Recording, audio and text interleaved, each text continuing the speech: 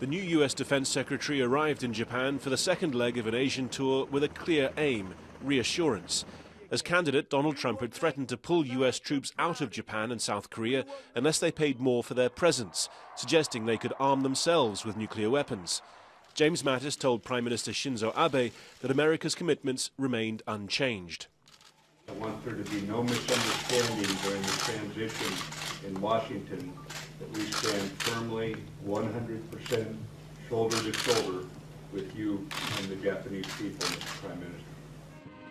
Earlier on Friday, Mattis was given a ceremonial honor guard in South Korea, where again the emphasis was on the continuity of a long-standing alliance. James Mattis has said that his main job on this trip is one of listening to the key regional allies here, especially on the subject of North Korea. But they too will want to hear from him about how US policy might change towards Pyongyang under Donald Trump. Beyond tweeting that a planned North Korean intercontinental ballistic missile launch, quote, won't happen, any Trump doctrine on North Korea has yet to emerge. But Mattis made clear that the United States' extended nuclear deterrence remained in place to protect its allies. Any attack on the United States or on our allies will be defeated, and any use of nuclear weapons would be met with a response that would be effective and overwhelming.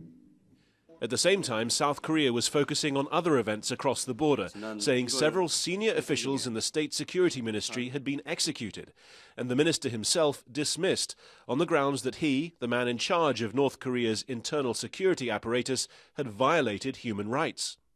It seems to be a result of the State Security Ministry's use of torture in its investigations and violation of human rights, as well as the stretching of authority and corruption. As Kim Jong-un fired Kim Won-ho, who is his close aide and a supporter of his fear-based politics, it is expected that agitation among the leadership could worsen.